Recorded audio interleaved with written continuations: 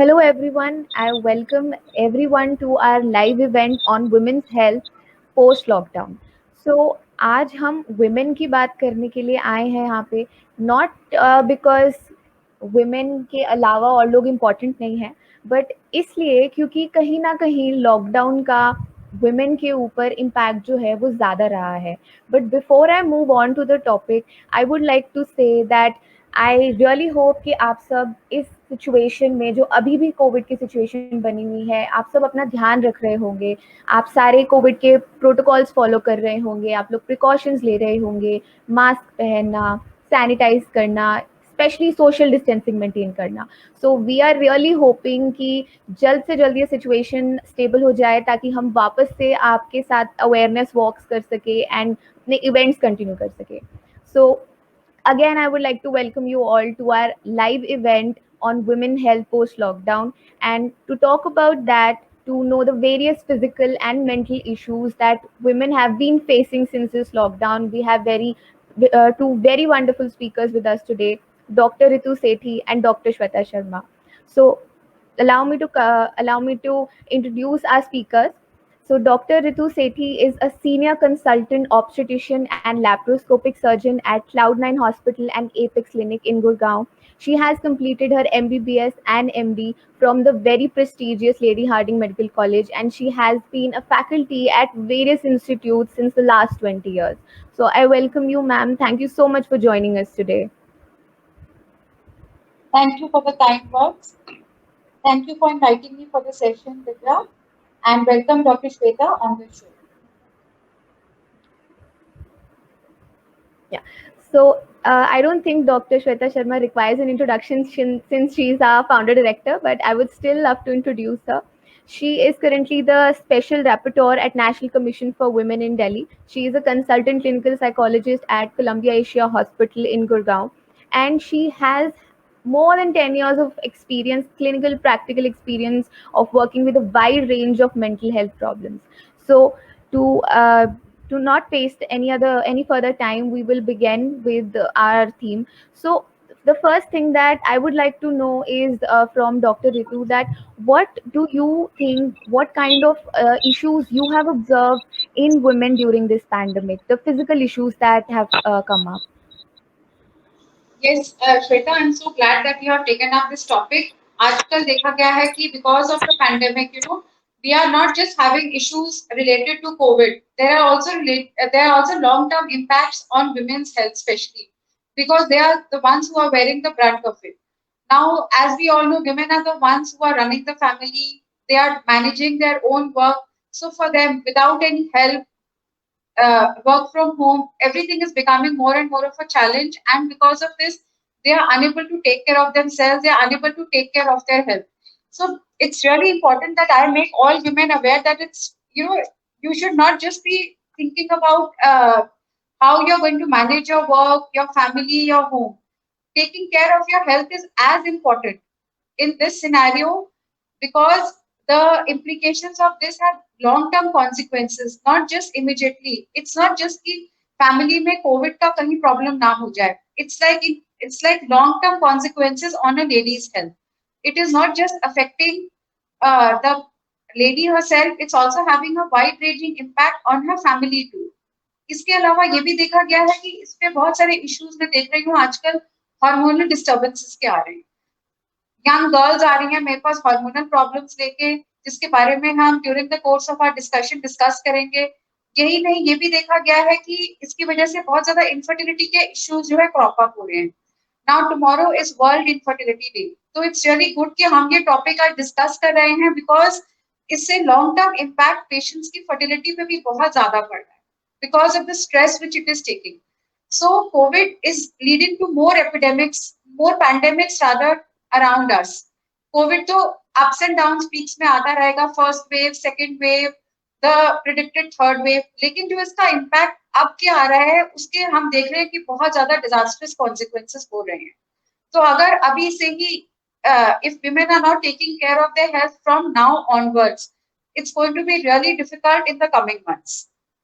So it's good that we are discussing this topic, and I hope that more and more people join us so that one is aware as to how you can take good care of your health so that you can not just be healthy yourself, you can also take good care of your family. Right, ma'am. Thank you so much for Very joining rightly us said, ma'am. today. Yeah. So we are glad. That's why we planned this session today with you, because I think talking about this thing or sharing some tips on regular basis are not limited, and definitely we need that one-to-one interaction. So I would request every audience, if you need any question, if you need any queries, please post on comment box, and Dr. Ritu is with us. I'm always with you, so we can guide you in better manner. So please utilize this opportunity. We are actually lucky enough to have Dr. Ritu with us today. Yes, Divya, continue. Yes, ma'am. So, ma'am, I would like to know what the different kinds of physical issues that you have seen during this pandemic that women have come up with. Any major issues that you have observed? Yes, Divya, very rightly so. It's not just one issue. I am facing a wide ranging, issues. It's like Dr. Shweta will be elaborating more on the mental and the psychological aspects. But जो physical aspects है वो इतने ज़्यादा apparent हो रहे हैं कि we are also, thinking that कितना ज़्यादा ये pandemic patients की health पे toll ले रहा है, physical and mental both. Now, Dr. Shweta is the most expert person who will be talking about the mental health. But as far the physical health is concerned, I am seeing girls as young as 12 to 13 years old who have just started with their menarche, coming to me with all sorts of hormonal issues. PCOS, as we are all aware, is on the rise. And I say PCOS is the new pandemic because lack of physical activity, only online classes, it is really taking a toll on the patient's physical aspect. Obesity is on the rise in young children. Children are unable to go out and play, they are unable to interact. Pura, they don't go to school because schools are closed since the past 1.5 years. So, what do the poor kids do? They only sit at home, play online games, attend online classes. We don't even know how much they're able to concentrate on their online classes because there is no, I would say, it is just like being locked up in a room. Somebody has locked you up in a room and you're supposed to sit there with your laptop, your mobile all day long. You can't step out of the house. Maximum interaction is with the parents who themselves are busy with their work from home. Now, what do the parents also do? They also have to carry on with their activities. So, घर का जो है मैंने देखा है कि अगर मैं किसी 12-13 year old से बात करके पूछूं कि आपको जो है पीसीओएस की प्रॉब्लम इतनी ज्यादा क्यों हो रही है, फुल ब्लोन एक्ने के साथ आ रही है गर्ल्स मेरे पास, हार्मोनल इश्यूज के साथ आ रही हैं, उनको 6-6 महीने तक मेंसेस नहीं हो रहे हैं, girls are weighing up till 90 kg at such a tender young age. Imagine what a long way they have to go. So when I ask them, they say that doctor, we are just the parent. The mother tells me that all of us are sitting in one separate room the whole day long. The maximum interaction we have is for 5 minutes, and this is really taking it has a very bad impact. Mental issues, of course, Dr. Shweta will be elaborating more. But आप सोचिए इससे physical aspects कितने ज्यादा हो रहे हैं. कोई 12-13 year old की 12-13 year old गर्ल जो है उसको इतना फुल ब्लोन एक्ने है, she is obese, she is having irregular cycles, she is also subject to body shaming, among her peers. She is not interacting with her friends. Now again, because now the confidence levels is again at the lowest because you feel that because you are not looking physically okay, so it's difficult for you to step out of the house, so you become more and more withdrawn, and this is again increasing the cycle of PCOS. So it's like a vicious cycle which is developing. You are sitting and eating junk food all day long, you are sitting in front of your laptop, you are not interacting with anybody, so the physical problem has started to a great extent. अब यही नहीं, आप सोचिए 12-13 year old के बाद हम start कर रहे हैं और टीनेजर्स के साथ, adolescents के साथ, menstrual irregularities, young girls who are not going to college again, only attending online classes. Again, it's like because you're not having any help at home, you are ordering junk food day in and day out, eating whatever is available to you. And again, this is, leading to an epidemic of obesity. Diabetes is very much on the rise in young women. I tell these young ladies कि अगर आपको इतनी कम as से ही ये सब problem start हो गई हैं तो आगे जाके it's going to have a disastrous impact on your fertility also. I don't know how much impact it's making because Basically, we doctors are helpless, and because we are not unable to help our patients who themselves are helpless, so it is somehow a very catch-22 situation. अब हम करें तो क्या करें? Patient को बोलते हैं physical activity करिए, घर से आप बाहर निकल नहीं सकते, जिम आप जा नहीं सकते, पूरा दिन आपका ऑफिस है online, and because work from home है तो पेशेंट्स बताते हैं कि काम का स्ट्रेस भी बहुत ज्यादा है. So, and again, you have to manage everything on your own. So, what do? You just end up ordering food from outside, or you will eat whatever is available to you. Instead of getting up, making an effort to cook a healthy meal, have a healthy drink, eat at regular intervals, go for your exercise, go for your walk. So, again, diabetes is very much on the rise. Obesity, like I already mentioned, is on the rise. Blood pressure issues, yes, very much on the rise. Again, because patients are at home, infertility, because of PCOS, infertility is a problem which is very much increased. PCOS एक ऐसा epidemic होता जा रहा है हमारे physical lack of physical activity की वजह से कि उससे ये सब के सब हार्मोन्स इतने ज्यादा खराब हो रहे हैं कि again patients are unable to conceive. तो जब हमारे पास आते हैं हम उनको बस यही बोलते हैं आप थोड़ा सा अपना लाइफस्टाइल हेल्दी रखिए, उसी से आपकी ये सब प्रॉब्लम्स काफी एक्सटेंड तक ठीक हो जाए. तो आप देखिए इन सब चीजों के कितने ज्यादा डिजास्टर्स कॉन्सिक्वेंसेस हो रहे हैं lockdown, and women's health is being impacted the most in this situation. Yes, ma'am, very true. Shweta, ma'am, I would like to know from you what psychological issues that you have observed among women, among teenagers that are coming to you. So I would like to go in line with Dr. Ritu only because rightly said एक pandemic COVID चल रहा है but दूसरा pandemic actually जितने भी hormonal issues है specially with females that are on the peak, PCOS most common, and people are coming to us with the कि मुझे डॉक्टर ने ये बोला है कि आप साइकोलॉजिस्ट से कंसल्ट कीजिए, और उस टाइम पे दे फील कंफ्यूज्ड कि this is a physical condition but why they are referring to you, why for the psychological, what could be psychological reason behind it.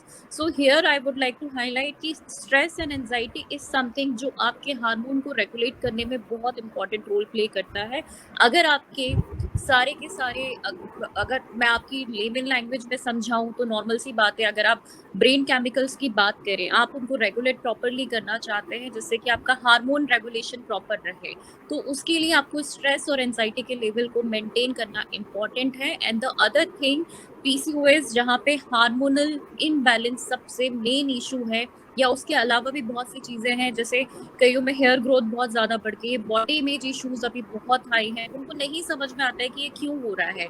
हम शायद सब कुछ फॉलो कर रहे हैं बट वो जो आप रेगुलर स्ट्रेस ले रहे हो, इतना ज़्यादा स्ट्रेस लेवल जो बढ़ा हुआ है, and GAD is one thing, generalize anxiety disorder, जो हमने लास्ट 1.5 ईयर में सबसे ज़्यादा नोटिस किया है, बिल्कुल पीक पे रहा है, and followed by OCD, obsession compulsion disorder. OCD बहुत कॉमन इसलिए भी हो गया क्योंकि कोविड में आप जो सेफ्टी गाइडलाइंस यूज कर रहे हो वो मोरलेस हाइजीन से ही रिलेटेड है.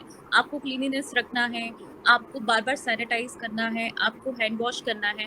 तो जिन लोगों में थोड़े बहुत भी OC फीचर्स थे, साइकोलॉजी में 2 टाइप्स होते हैं. One, you have a kind of personality. So if you have a OC personality, आप ज़्यादा प्रोन होगी OCD को डेवलप करने के लिए, एंड स्पेशली फीमेल्स में प्रिवलेंस थोड़ा सा ज़्यादा पाया जाता है OCD का, because females are more indulge with home activities, cleanliness कैसे रखना है, घर कैसे मैनेज करना है. तो यहाँ पे GAD और OCD, ये 2 डिसऑर्डर्स, मेंटल डिसऑर्डर्स की अगर बात की जाए, and stress related to PCOS, ये 3 चीज़ें हमें सबसे ज़्यादा रिपोर्ट हुई है 1.5 ईयर में. जो वर्क फ्रॉम होम का स्टेटस चल रहा है, तो चाहे यंग लड़कियों की बात की जाए तो इनके स्कूल्स हैं, कॉलेज हैं, and the females who are home maker, and even if they are working women, उनको घर भी मैनेज करना है, उनको अपना काम भी मैनेज करना है, और साथ में अगर पार्टनर है या बच्चे हैं उनको भी मैनेज करना है. अल्टीमेटली वो सब कुछ घूम के हर बार उनके ऊपर आता है. हम हर सेशन में इस चीज़ पे बहुत एम्फेसिस करते हैं कि सेल्फ केयर इज समथिंग जो आपके लिए बहुत इंपॉर्टेंट है. बट बीइंग फीमेल या बीइंग वुमेन हमारा ना एक नेचर बन चुका है, या हमें लर्निंग ऐसी दी गई है हमारी सोसाइटी ने कि आपको अपना ध्यान सबसे बाद में रखना है, पहले सबका ध्यान रखना है. तो सेल्फ केयर बहुत दूर की बात हो जाती है, और वहाँ पे उन्हें पता भी नहीं चलता कब उनके स्ट्रेस लेवल, या उसे वो शायद स्ट्रेस नहीं मानते हैं, बट वो स्ट्रेस लेवल हाई होते हैं, हार्मोनल इम्बैलेंस होना शुरू हो जाता है और फिजिकली मेंटली दोनों तरीके से उन पे इम्पैक्ट करता है। रीजंस बहुत सारे बताए जाते हैं कि चलिए आप वॉक नहीं कर पा रहे हैं, और अभी मतलब डिफेंस मैकेनिज्म की अगर बात की जाए तो हमारे पास एक बहुत अच्छा सा एक्सक्यूज है, हम बाहर जा नहीं सकते, हमारे पास कोई चॉइस नहीं है। तो आप धीरे धीरे कहीं ना कहीं आप में वो फटीक आ रहा है, जब घर में आप बैठे रहते हो आपको स्टार्ट करने में वो फटीक फील होता है, लेकिन जब आप पुश करके खुद को मोटिवेट करके सेल्फ मोटिवेशन के साथ में एक बार स्टार्ट करेंगे तो एक दिन आपको शायद ज्यादा फटीक होगा, दूसरे दिन और ज्यादा होगा, थर्ड डे में भी आपको मसल पेन भी स्टार्ट हो सकता है, but within a week आपकी वो एक शेड्यूल में एक्टिविटी इंक्लूड हो जाएगी, चाहे वो वॉक हो, चाहे वो जॉगिंग हो, या फिर वो योगा हो। सो सेल्फ मोटिवेशन यहाँ पे सबसे ज्यादा रिक्वायर्ड है दोनों चीजों को प्रॉपरली मेंटेन करने के लिए। और be very specific with this thing, अगर आपकी फिजिकल हेल्थ ठीक नहीं है वो आपकी मेंटल हेल्थ पे इम्पैक्ट डालेगी ही डालेगी, सेम वे में अगर मेंटल हेल्थ आपकी ठीक नहीं है तो वो आपकी फिजिकल हेल्थ में फर्क डालेगी ही डालेगी। और ये फीमेल्स के साथ सबसे ज्यादा कॉमन है क्योंकि हार्मोनली इम्बैलेंस हम में सबसे ज्यादा कॉमन पाया जाता है, तो उन दोनों को आपको एक बैलेंस बना के चलना बहुत इम्पोर्टेंट है। Right, thank you so much ma'am. On that note ma'am, जैसे ऋतु मैम ने बताया कि गायनोकोलॉजिकल इश्यूज बहुत ज़्यादा बढ़ गए हैं, आपने बताया कि उसकी वजह से उनको और डिसऑर्डर्स होने के चांसेस है, या उनके जो फीचर्स हैं, जो ट्रेट्स ऑलरेडी हैं, उनके एनहांस होने के चांसेस हैं। सो मैम, ऐसी क्या चीज़ें हैं जो parents they can look out for कि उनके बच्चों में ये इशू आ रहा है and they need to consult a doctor? Because many a times हमारी सोसाइटी में ऐसा होता है कि जब तक वो इशू बिल्कुल एक्सट्रीम नहीं हो जाता है, सिवियर नहीं हो जाता है, तब तक हम डॉक्टर के पास नहीं जाते हैं, बी इट अ साइकोलॉजिस्ट और a gynaecologist. So what do you recommend कि कौन सी ऐसी चीज़ें हैं जो पेरेंट्स को ध्यान में रखनी चाहिए? पेरेंट्स को अगर यहाँ पे सबसे इम्पोर्टेंट है एक तो proper education and proper communication. कहीं ना कहीं मुझे अभी भी ऐसा फील होता है कि इंडियन पेरेंट्स बहुत हेजिटेट करते हैं व्हेन इट कम्स टू आपको अगर ये भी इंट्रोड्यूस करना है, अभी भी फादर्स कभी भी, जैसे सिंगल फादर्स हैं या फैमिलीज ऐसी हैं जहाँ पे मदर के साथ डॉटर का रिलेशन बहुत अच्छा नहीं है, वो सिर्फ फादर से ही बात करना चाहती है, उस केस में फादर कभी भी उनको ये नहीं बताएंगे कि पीरियड्स क्या है, आपको क्या क्या उस साइकिल में क्या चीजें होंगी, या फिर साथ में सिबलिंग है, ब्रदर है, तो उसको ये नहीं बताया जाएगा। तो पीरियड्स आर समथिंग जो उनके लिए एक टैबू बना हुआ है, सेम मैनर में जैसे मेंटल हेल्थ एक टैबू बना हुआ है। तो कई बार बच्चे, क्योंकि उनको इतना ओपनली उस बारे में बताया नहीं गया है, पीरियड के टाइम पे अभी भी कई जगह पे ये कस्टम फॉलो होता है कि उन्हें अलग सेपरेट रूम में रखा जाता है, उनके साथ उनको किचन में आना अलाउ नहीं किया जाता है, कुकिंग अलाउ नहीं है, पूजा करना अलाउ नहीं है, जो भी पैरामीटर्स हैं वो एक बहुत बड़ा फैक्टर प्ले करता है साइकोलॉजिकली बच्चे का सेल्फ एस्टीम या सेल्फ कॉन्फिडेंस डाउन करने में, अनटिल अनलेस बच्चा उसके लिए खुद से एक कंसेंट के साथ में एग्री ना करे। और इसलिए जब भी उसको कॉम्प्लेक्सिटी लगती है या उसको पेन बहुत ज्यादा हो रहा है या उसे लग रहा है कि मेरा फ्लो बहुत ज्यादा है या फ्लो बहुत कम है, उन्हें पता ही नहीं है। अभी हम डॉक्टर ऋतु से भी इस बारे में बात करेंगे, अगर फ्लो की बात की जाए तो maximum females are not aware about कि क्या एक अप्रोक्सीमेटली कितना फ्लो ठीक है, कितना कम है, कब ज्यादा है। अगर वो यूजुअली मदर के पास में जाते भी हैं तो वो बोलते हैं हाँ कोई बात नहीं, ऐसा होता है, मुझे भी पेन बहुत ज्यादा होता था तो तुम्हें भी पेन बहुत ज्यादा होता है। और वो घरेलू नुस्खे जो होते हैं कि चलो आप हॉट वाटर बैग यूज कर लो, या फिर आप कभी कुछ भी मतलब जो भी घर में दिया जाता है वो देना शुरू कर देते हैं, वो कभी भी ये नहीं कंसिडर करते हैं कि हाँ हमारी बच्ची को भी 13-14 ईयर्स की एज में भी एक गायनिक से कंसल्ट करना इम्पोर्टेंट है। यूजुअली अभी भी इंडियन सोसाइटी में गायनिक के पास में जाना, अगर बिफोर मैरिज लड़कियां जाती हैं तो उसको बहुत क्वेश्चनेबल उसमें देखा जाता है कि ऐसा क्या इशू आ गया है कि इनको गायनी से कंसल्ट करना है। ऑल्दो यहाँ पे बहुत से इश्यूज हैं जिसके लिए हमें अर्ली एज से गायनी कंसल्ट करना बहुत इंपॉर्टेंट है। और अगर उस पे से ध्यान दिया जाए तो आप नॉर्मली अगर आपको बाई चांस, जैसे मैम ने बताया कि बॉडी इमेज इश्यूज बहुत ज्यादा हो रहे हैं, एक्ने की प्रॉब्लम बहुत ज्यादा है, बट आप में से हम में से कितने लोग हैं जो एक्ने की प्रॉब्लम के लिए कभी किसी डॉक्टर के पास में गए, अनटिल अनलेस वो इतना ज्यादा ना हो गया हो या वो आप मैरिजेबल एज में ना आ गए हो। आप कभी भी 12 to 14 वाला जो एज ग्रुप है, जब ये एक्ने इशू शुरू होता है, हम कभी भी डॉक्टर को कंसल्ट करना इम्पोर्टेंट नहीं समझते हैं, स्पेशली गायनिक के पास में जाना तो बिल्कुल भी इम्पोर्टेंट नहीं समझते हैं।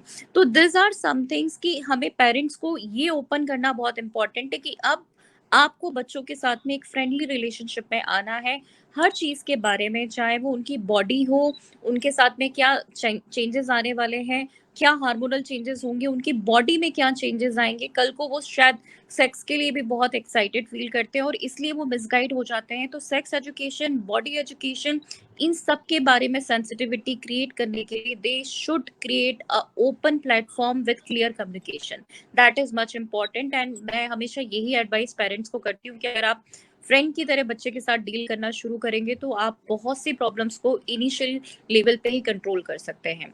सो इस वे में आई थिंक डॉक्टर ऋतु और बेटर वे में बता पाएंगे, बिकॉज उनके पास में एक अगर देखा जाए, एज ग्रुप देखा जाए, तो मैम आपने देखा होगा कि आपके पास में कॉमनली फीमेल्स तभी आती हैं या तो उन्हें कंसीव करना है या उन्हें प्रेगनेंसी टेस्ट कराना है 13-14 की एज में, और उसमें पेरेंट्स के ऊपर ना हमेशा मतलब उनकी साइकोलॉजी में एक क्वेश्चन मार्क दिखाई देता है कि why I need to visit you for my child, अभी तो ये इतनी यंग है, ऐसा क्या इशू हो गया है। तो वो इस चीज के लिए ओपन, मुझे नहीं लगता कि वो ओपन फील करते हैं। What do you suggest?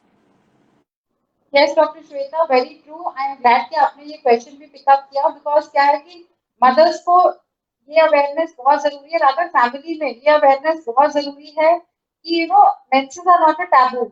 This is something which is normal, it's a normal psychology. और मैंने देखा जो भी लड़कियां, यंग गर्ल्स अपनी मदर्स के साथ ही मोस्टली आती हैं, अगर उनको मदर के साथ रिलेशनशिप अच्छा नहीं है तो मुझे लगता है, I am really not sure कि वो किससे बात करते होंगे, मे बी फ्रेंड्स के साथ डिस्कस करते होंगे। बिकॉज हमारी सोसाइटी में फादर्स के साथ पीरियड्स या ब्रदर के साथ पीरियड्स या मेंसेस इरेगुलरिटी डिस्कस करना तो it still sounds quite impossible. तो जो मदर्स के साथ आती है, उनकी मदर्स की जो एंजाइटी होती है फेस पे, इट इज समथिंग कि are we actually without telling in harsh tones they will talk to me, जैसे कि बच्चे को पीरियड नहीं आया 2 मंथ से, डॉक्टर क्या हो गया है इसको, and they will look so worried as if it's something abnormal. तो उनको ये समझाना, सबसे पहले तो मैं उनको ये समझाती हूँ कि आप अपने बच्चे से खुल के बात करिए, जैसे आपने डॉक्टर श्वेता राइटली बोला है, उससे पूछिए कि क्या रीजन है उसके इतना ज्यादा वेट गेन का। ऐसे तो नहीं है कि बच्चे को स्कूल में किसी टाइप की प्रॉब्लम चल रही है या उसको कॉलेज में किसी टाइप की प्रॉब्लम चल रही है, या आपसे वो ओपनली किसी चीज के बारे में बात नहीं कर पा रही, बिकॉज ये बिंज ईटिंग और ये सब एक्सेसिव जंक फूड की तरफ जो मैंने देखा, एडिक्शन, ज्यादा एडिक्शन ही बोलूंगी मैं आजकल जो हो रहा है, it's again related to children not being able to speak out their fears. अब जैसे कोई बच्चा है, सीनियर स्कूल में है, उसके एग्जाम राउंड द कॉर्नर है, तो मैंने देखा कि बच्चों में इतनी एंजाइटी होती है एग्जाम्स के बारे में, लेकिन वो इससे किसी के बारे में बात नहीं कर पाते। और अगर मदर्स लेके आती है मुझे टीनेजर्स को मेरे पास, तो उनको ये है कि डॉक्टर इसके पास तो टाइम भी नहीं है, हमसे बात करने का भी इसके पास टाइम नहीं है। तो आई टेल देम ऐसी कोई बात नहीं है, आप एटलीस्ट कोई मील के टाइम तो आप एटलीस्ट अपने बच्चे के साथ 10-15 मिनट बैठ के पूछिए, स्कूल में क्या शेड्यूल था, उसकी ऑनलाइन क्लासेस में आप थोड़ा सा इंटरेस्ट लीजिए, at least speak to the child, because बच्चे में फियर और एंजाइटी बिल्डअप होती जा रही है, they have rather nobody to turn to. पहले तो ये था कि स्कूल जाते थे, अपनी फ्रेंड से बात कर ली, अब तो क्या है, बच्चा अपने आप ही सर्च कर रहा है नेट पे, क्या सर्च कर रहा है, क्या देख रहा है, ज्यादा पेरेंट्स को इस चीज के बारे में अवेयरनेस बिल्कुल है ही नहीं। एंड मेंस्ट्रुअल इरेगुलरिटीज इतनी बढ़ रही है बिकॉज बच्चों के माइंड में, लड़कियों के माइंड में रादर, ये टॉपिक बिकॉज हम गर्ल्स के बारे में डिस्कस कर रहे हैं ज्यादा, इतनी ज्यादा फियर और एंजाइटीज हो गई है उनके माइंड में, और वो ये डिस्कशन किसी से कर नहीं पा रहे हैं, तो इस प्रॉब्लम को वो ज्यादा इंटरनलाइज कर रहे हैं। वो एंजाइटी और फियर बिल्डअप होकर ही ये प्रॉब्लम इतनी ज्यादा आजकल हो गई है कि ये पीसीओएस, जैसे मैंने बोला, it is a new pandemic. It is not corona which is a new pandemic. It is PCOD which is a new pandemic for gynecologists. In my OPD, I would be seeing mostly youngsters. अब तो हमारी OPD का pattern भी बहुत change हो गया है। Infertility issues तो बहुत बढ़ ही रहे हैं, यंगस्टर्स के इश्यूज इतने ज्यादा हैं कि मुझे लगता है कि उनको समझाना, उनके पेरेंट्स को सबसे पहले समझाना बहुत जरूरी है कि ये जो कुछ भी आपका इंटरनेट का आपका एक्सपोजर है, आपको बच्चे के लिए कहीं ना कहीं आकर लिमिट करना ही पड़ेगा, बिकॉज इससे साइड इफेक्ट्स और इससे जो नेगेटिव इफेक्ट्स हो रहे हैं, बच्चों की मेंटल और फिजिकल हेल्थ दोनों पर बहुत ज्यादा बुरा असर पड़ रहा है। एंड जैसे मैंने बताया, पीसीओएस का नाम सुनते ही पेरेंट्स से गेट सो, डॉक्टर ये हार्मोनल प्रॉब्लम हमारे बच्चे को कैसे हो गई। सो आई टेल देम कि आप रिलैक्स करो, आपका बच्चा अलग नहीं है, पीसीओएस एक ऐसी बीमारी है जिसका कोई क्योर नहीं होता, अच्छा डॉक्टर इस चीज को हम कैसे ट्रीट करें, इसका कोई क्योर नहीं है, इसका सिर्फ एक कंट्रोल में आना हार्मोन्स का जरूरी है, वो आपकी एडिक्वेट लाइफस्टाइल और डाइट से ही कंट्रोल में आएगा। तो जब उनको हम बताना शुरू करते हैं कि लाइफस्टाइल और डाइट, देन दे रियलाइज कि हम कहाँ कहाँ पे क्या क्या गलतियां हो रही हैं हमारी लाइफस्टाइल और डाइट में, जिसकी वजह से ये वाली प्रॉब्लम जो है वो लेडी बोलेगी मुझे भी आ रही है, या मेरी डॉटर को भी आ रही है, या फिर इसको और ज्यादा इसके लॉन्ग टर्म इम्पैक्ट क्या होगा, they start thinking of things like आगे जाके इनफर्टिलिटी हो जाएगी। तो आई टेल देम कि आप थोड़ा रिलैक्स करो, ये एक बहुत ही रिवर्सिबल प्रॉब्लम है। अगर आपका लाइफस्टाइल और डाइट ठीक रहेगा आपको ये प्रॉब्लम ठीक हो जाएगी, जैसे ही आपका लाइफस्टाइल और डाइट खराब होगा आपको ये प्रॉब्लम पीसीओएस की दोबारा हो जाएगी। यंग बच्चों के अंदर हम अगेन सोचते हैं कि उनकी counselling, doctor Shweta hope I am right, उनकी जो मेंटल काउंसलिंग, उनकी जो रादर काउंसलिंग करना बहुत ज्यादा जरूरी है, regarding these online sessions and what to watch and what not to watch and how parents should keep a strict watch on their activities। तो आप मुझे बताइए आप कैसे पेशेंट्स को इस बारे में काउंसिल करते हैं, पेरेंट्स को आप कैसे काउंसिल करते हैं इस बारे में? Yes ma'am, so I always prefer, मेरे साथ में ये है कि मैं कभी भी स्ट्रिक्ट पेरेंटिंग को सपोर्ट नहीं करती हूँ। देयर आर मेनी पेरेंट्स जो इस चीज़ के साथ में आते हैं, एंड मेरी फर्स्ट कंडीशन ये होती है कि if you are going to start session with me, so you need to make that promise कि एक तो abuse is in any way, चाहे वो इमोशनल वे में हो, फिजिकल वे में हो, किसी भी वे में हो, वो वहाँ पे intolerance policy I personally follow, वो नहीं होनी चाहिए।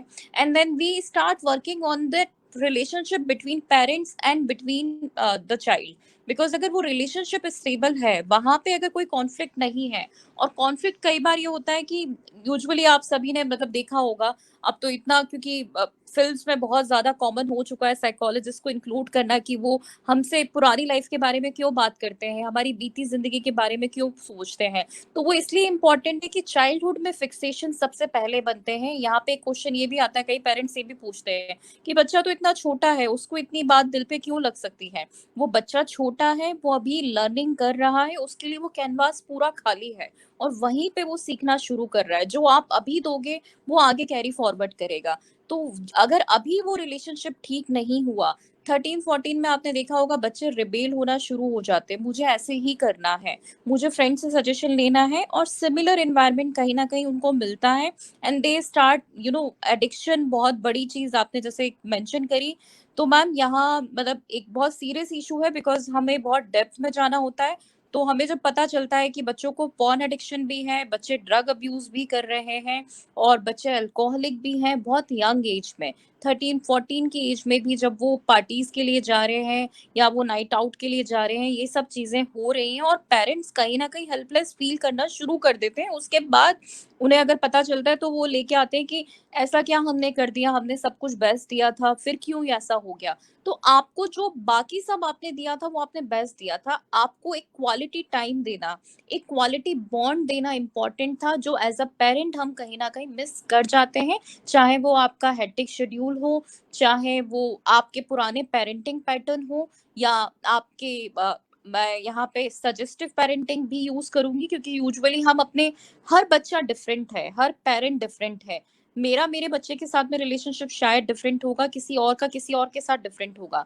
मैं कुछ माइलस्टोन्स पे या कुछ स्पेसिफिक चीजों पे ही किसी को सजेस्ट कर सकती हूँ, लेकिन वो जो एक इंटरनल बॉन्डिंग है between the child and mother, between the child and father, वो इंडिविजुअल होगी, वो यूनिक होगी, और इंडिपेंडेंट लेवल पे होगी। उसके लिए आपको खुद से उसको फोकस करना होगा, मेरे बच्चे की नीड क्या है, मेरा बच्चा किन चीजों में यूनिक है, रादर देन कंपैरेटिंग की यूजुअली होता है ना कि तुम तो ये करते हो या बाकी बच्चे ये भी कर लेते हैं इस एज में।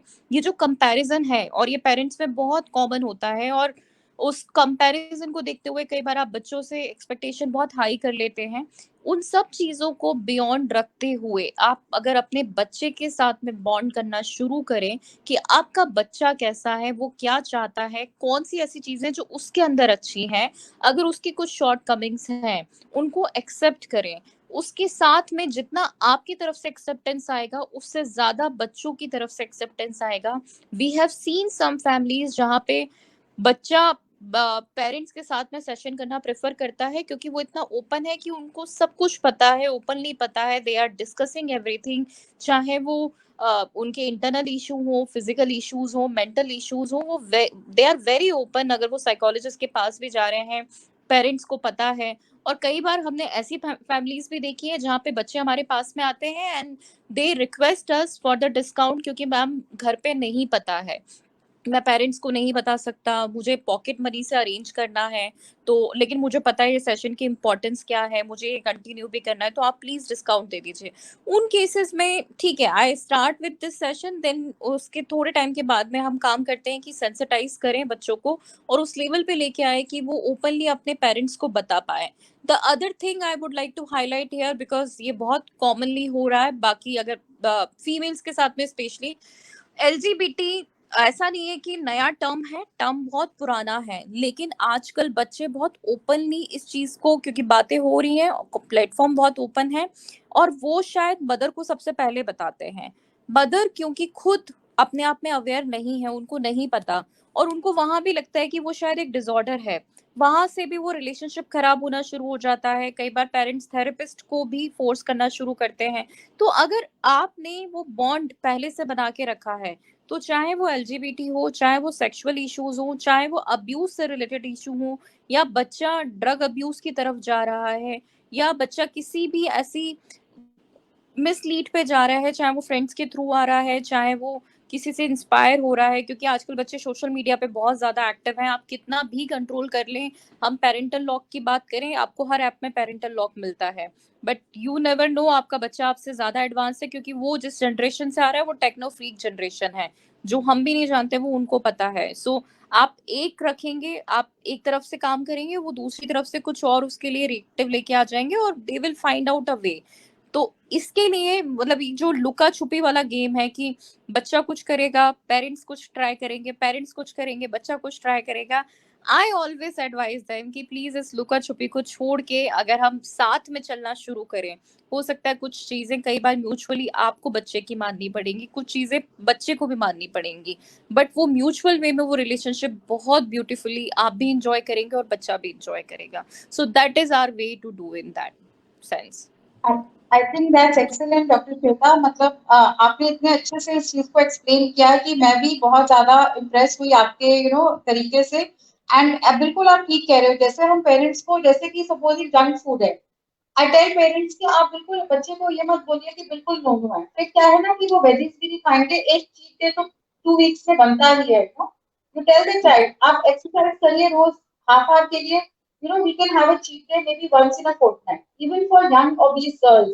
It's not possible ना कि you are getting bored sitting at home, अब कुछ करना नहीं है, सारा दिन घर में आप लॉक्ड अप है, तो फोन भी ले लिया आपने हमसे, आप हमें नेट पे भी हमारा मॉनिटरिंग कर रहे हैं, कोई बात नहीं। आप बच्चे को थोड़ा सा समझाइए कि हेल्थ इश्यूज की जहां तक है, नहीं डॉक्टर आप तो बोल रहे हैं बच्चा ऑलरेडी इतना ज्यादा ओबीस है, आप खुद ही कह रहे हैं उसको हार्मोनल इश्यूज है, बट अगेन जैसे आपने बोला ये सब मेंटल प्रॉब्लम से बहुत ज्यादा इसका अफेक्ट फिजिकल एस्पेक्ट पे भी बहुत ज्यादा है। तो it's important for that parent child bond to form, even for issues like PCOS arising in young girls. सबसे पहले तो मुझे लगता है मदर को समझाना पड़ता है कि बच्चे का डाइट चार्ट आपको कैसे बनाना है, बच्चे को डाइट में आपको कैसे नहीं ये तो बच्चा मेरा ये चीजें खाता ही नहीं, आई थिंक नहीं, आप उसको थोड़ा कन्विंस करिए, उसको थोड़ा सा रिवॉर्ड दीजिए कि आप ये अगर डाइट में लेंगे तो फिर maybe we can eat out maybe after 3-4 days, so the child will slowly start adapting to these kind of things। और healthy eating आजकल अगेन यंगस्टर्स और टीनेजर्स में बहुत ज्यादा कम होती जा रही है, जिसकी वजह से ये हार्मोनल इश्यूज इतने ज्यादा क्रॉप अप हो रहे हैं। तो आप हमें प्रॉपर डाइट चार्ट के लिए काउंसिल करना पड़ता है, उनको बताना पड़ता है कि आप जो है बच्चे को एक्सरसाइज के लिए कैसे मोटिवेट करेंगे। आधा घंटा उसको बोलिए साइकिलिंग के लिए जाना है, आपको जाना ही है, एक टाइम टेबल फिक्स कर लो कि आप हाफ एन आवर साइकिलिंग के लिए जाओगे, then I will allow you to to be on the phone for some time. I don't know how much these things really are मतलब can be monitored, but yes if caught at a young impressionable age, 12 13 years, I think yes, children do end up adolescent, बच्चे ही बोलेंगे इनको, हम वो response कर लेते हैं। और 6 मंथ्स के बाद ही मैं देखती हूँ कि काफी ड्रास्टिक चेंज आता है बच्चों में, उनकी ईटिंग हैबिट्स में। Slowly the family also starts eating healthy, which goes a long way कि फैमिली हिस्ट्री है डायबिटीज की, हमने तो सबका ही डाइट चार्ट डॉक्टर बहुत ज्यादा ऑल्टर कर दिया, मेरा भी शुगर ठीक हो गया और फैमिली में सब लोगों का शुगर काफी एक्सटेंड तक ठीक हो गया. So again proper counselling and talking to the patients and explaining to them कि बच्चों के लिए हेल्दी ईटिंग कैसे इंकरेज करना है, ये अगेन मदर्स को समझाना बहुत ज्यादा आजकल जरूरी हो गया. ये एपिडेमिक पीसीओएस वाली प्रॉब्लम जब से इरप्ट हुई है आजकल के सिनेरियो में, it's again very important because इसके इतने ज्यादा लॉन्ग टर्म कॉन्सिक्वेंसेज है कि मतलब इट्स अनइमेजिनेबल. एंडोक्रिनोलॉजिकल डिसऑर्डर से लेके ये लॉन्ग टर्म लेट स्टेजेस, मतलब आपकी पूरी रिप्रोडक्टिव लाइफ के बाद, it is something which can even lead to endometrial cancer, uterine cancer तक बन सकता है अगर आपकी यंग एज में ये प्रॉब्लम को आपने करेक्ट नहीं किया, उसको पकड़ा नहीं, हार्मोन इश्यूज को ट्रीट नहीं किया. तो आप सोचिए इसके कितने लंबे कॉन्सिक्वेंसेज हो सकते हैं एक लेडी के ऊपर. 30-35 ईयर्स की रिप्रोडक्टिव लाइफ, उसके बाद भी जाके कैंसर जैसे इश्यूज का डील करना पड़ा है. So it's like you are suffering for your entire life. And if you are doing simple measures like again I said diet, good lifestyle, your problem is going to be totally cured. But again, if you are not doing them, you can remain with the problem for the rest of your life. So the choice is yours, how you want to go about it. This is what is very important for patients also to realize. Right ma'am, very correctly said कि बहुत सारे issues हैं जो diet से और lifestyle से आते हैं. And since we were talking about parents, specifically mothers, I wanted to talk about pregnant women कि उनके ऊपर पैंडेमिक का कैसे इन्फ्लुएंस हुआ है. हमारा सोशल इंटरेक्शन अगर हमारे लिए इतना कम हो गया है तो उनके लिए कितना डिफिकल्ट ये सिचुएशन रहा होगा. I would like to ask from you Ritu ma'am. Yes, so first of all मैंने देखा प्रेगनेंसी के अंदर अगेन वो एंजाइटी और फियर, जिसके बारे में डॉक्टर श्वेता बहुत अच्छे से बता पाएंगे कि पेशेंट्स बहुत ज्यादा एंजाइटी और फियर वाली प्रॉब्लम्स के साथ आ रहे हैं आजकल, because they don't really have anybody to talk to. पहले तो ये था आप ऑफिस जाते थे, आपका इंटरेक्शन था अपनी फैमिली के साथ. आजकल you are staying away from family, you can visit your parents, you can maximum you can do it, you can chat with them on the phone, you really don't have anybody to turn to जो आपके छोटे छोटे doubts को solve करता है. आप अपने doctor से कई बार बहुत ओपनली बात नहीं कर सकते. आपके हस्बैंड को ज्यादा इन चीजों के बारे में आइडिया नहीं है, because for him also it's probably the first time, for both of you it's probably the first time कि आप पहली बार you are caring for the first time, you expecting for the first time. तो anxiety और fear तो बहुत ज्यादा है ही सही. अगेन वर्क फ्रॉम होम का मैंने देखा है बहुत ज्यादा इम्पैक्ट भी पड़ रहा है फीमेल्स के ऊपर, बिकॉज जैसे डॉक्टर श्वेता ने भी पॉइंट आउट किया है कि you are putting yourself last, though you are I tell them कि आप जो कुछ कर रहे हो ये भी तो फैमिली के लिए ही कर रहे हो. तो जब तक आप अपना ध्यान नहीं रखोगे, आप फैमिली, आप जो अपने अंदर जो ग्रोइंग बेबी है, अगर आप उसको अच्छे से नहीं स्ट्रेस हार्मोन्स अगर आप उसको देते जाओगे और स्मॉल इश्यूज, आगे जाके आप सोचिए उसकी ग्रोथ और उसकी डेवलपमेंट पे क्या असर पड़ेगा. तो आजकल प्रेगनेंसी में blood pressure is becoming more and more common and very important gestational diabetes इतने ज्यादा कॉमन फैक्टर्स होते जा रहे हैं because of lack of exercise. Patients are not doing any kind of exercise. जो इट्स अ नोन फैक्ट कि pregnancy के अंदर जितने ज्यादा स्ट्रेस हार्मोन रिलीज होते हैं, उसी से ज्यादा आपके अंदर इंसुलिन रेजिस्टेंस बढ़ता है. इंसुलिन रेजिस्टेंस बढ़ने की वजह से already pregnancy stress out condition है, जिसकी वजह से देखा गया है कि जेस्टेशनल डायबिटीज का इंसिडेंस आजकल बहुत ज्यादा बढ़ता जा रहा है. हम लोग तो बोलते थे कि जेस्टेशनल डायबिटीज का incidence 1 in 5, this is what we usually quote, maybe 1.5 years back. Aajkal to every second or third patient is having gestational diabetes. Lack of exercise, you are working from home, you are having your work for 10 to 12 hours, you are sitting in front of your laptop, you are not eating properly, it's difficult, you don't have any help, you have to manage everything on your own, and जो आपके peers हैं वो सारे के सारे आप internalize कर रहे हो. तो इससे बहुत ज्यादा दिक्कत आ रही है. सिजेरियन सेक्शन के रेट भी बहुत ज्यादा बढ़ रहे हैं because of lack of physical activity. And again before you get pregnant, even planning the pregnancy is becoming a task. Patients के माइंड में इतने ज्यादा फियर्स और डाउट्स हैं कि डॉक्टर क्या, is this the right time to plan a pregnancy, can we plan? First of all when I tell them yes, age is not on your side. Agar if you are young, yes, definitely maybe you can plan next year. But for a couple who is past 35, I tell them no, age is not on your side. at least plan a pregnancy. Again, for them it's difficult. Financial issues, emotional issues, mental issues, compatibility issues, all these are becoming, they are getting out of hand and more blown out of proportion. So infertility again has become more and more common these days. Pregnancy में तो problem आ ही रही है, infertility भी बहुत बड़ा आजकल impact हो रहा है. तो डॉक्टर श्वेता, आप बताइए, आप कैसे प्रेग्नेंट पेशेंट्स को डील करते हैं जिनके इतने अंदर, आपको क्या लगता है, क्या उनको मेंटल इश्यूज हो रहे हैं जिनके लिए काउंसलिंग की जरूरत पड़ेगी? मैम अभी की अगर बात करूं मैं, तो पहले वाला जो टाइम था, यू आर वेरी राइट कि एंजाइटी होना, और स्पेशली जो फर्स्ट टाइम प्रेगनेंसी के केसेस होते हैं उनके लिए वो बिल्कुल एक डिफरेंट एक्सपीरियंस है. वो जितना ब्यूटीफुल है उतना ही स्ट्रेस कॉजिंग भी है कि कब क्या होगा, किस ट्राइमेस्टर में क्या होगा, जो चेंजेस आ रहे हैं. और सबसे बड़ा क्वेश्चन होता है कि क्या मैं दोबारा से उस बॉडी इमेज में वापस आ पाऊंगी कि नहीं आ पाऊंगी. ये हो गया जो हमें बाहर से दिखाई देता है. अगर मैं साइकोलॉजिकल एस्पेक्ट्स की बात करूं, तो साइकोलॉजिकल एस्पेक्ट्स थोड़े से डिफरेंट हैं, जो कि उनके मैरिटल रिलेशनशिप से डायरेक्टली लिंक्ड होते हैं. वहां पे सबसे पहले इनसिक्योरिटी ये आती है कि एक तो कंपैटिबिलिटी इज वन थिंग. आपने भी मेंशन किया कि कई बार, अभी आपने भी देखा होगा, कई लोग आपके पास में 30s के बाद में ही प्लान करने के लिए आते हैं, because they want to give time to each other की पता नहीं हम कितना कंपैटिबल हैं कि नहीं है, हमारे पास उतना टाइम ही नहीं हो रहा है, कैरियर की प्रायोरिटीज बढ़ चुकी हैं. बहुत सी चीजें हैं जो आपकी लाइफ में पहले प्रायोरिटी रखती हैं, उसके बाद में बच्चे की प्लानिंग आती है. और वो फाइनेंशियल प्लानिंग, अब वो फाइनेंशियल प्लानिंग सिर्फ जो हम लोग किया करते थे जिस जनरेशन तक की, अप टू 5 years या अप टू 10 years, आज की जनरेशन या अभी वाले जो टाइम में लोग आ रहे हैं वो यूजुअली उसके साथ में आते हैं कि वो अप टू 25 years या उसके कॉलेज तक का भी, जब तक उनका वो पूरा प्लान उनके दिमाग में क्लियर नहीं होगा तब तक वो उस स्टेप को नहीं लेना चाहते हैं. They are not considering their age, कि एज फैक्टर कितना इंपॉर्टेंट है, उसके साथ में आपको हार्मोनल इश्यूज कितने हो सकते हैं, फिजिकल चैलेंजेस कितने हो सकते हैं. और वो फिर जैसे जैसे एज बढ़ती है, वहां पे मेंटली भी आपका रिजिमा कहीं ना कहीं डाउन होता जाता है.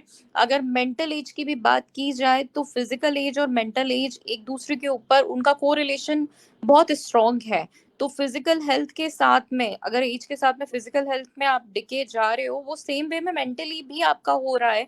एक पीक एज होती है जहाँ पे आपके लिए हर छोटी छोटी चीज, जिसको बाद में 40s के बाद में वो आपको शायद एंजाइटी का नाम देने लग जाओ आप, लेकिन उस समय पे वो शायद आपके लिए बहुत इजी सिचुएशन होती है, you can handle very well. In the same manner pregnancy भी एक एज तक अगर देखे जाए, बिफोर 30 तक थोड़ा सा इजी हो जाता है.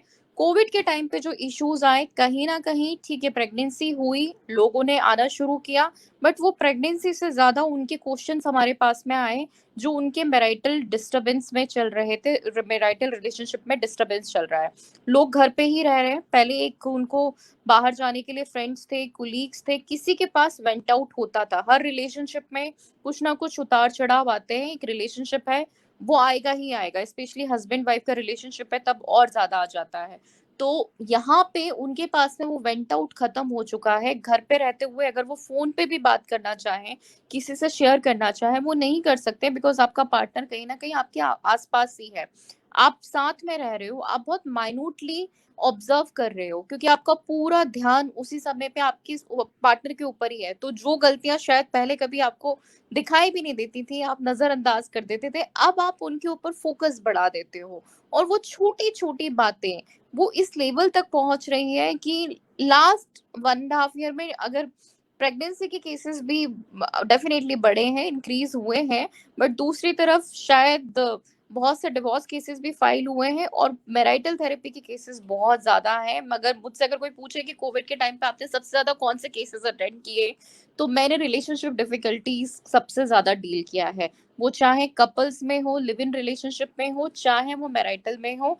और प्रेगनेंसी में भी जो लोग यूजुअली आए हैं, उनका क्वेश्चन साथ में ये रहा है कि I am pregnant but I am not sure whether I want to carry on with this pregnancy और not. This is first question.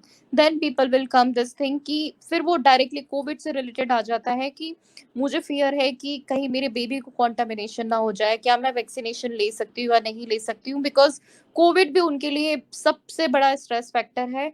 पहले जितनी प्रिकॉशंस रखी जाती थी प्रेगनेंसी के टाइम पे, फैमिली में भी या इंडिविजुअल लेवल पे भी, कोविड के बाद से वो प्रिकॉशंस बिल्कुल डबल हो चुकी हैं या उससे भी ज्यादा हो चुकी हैं.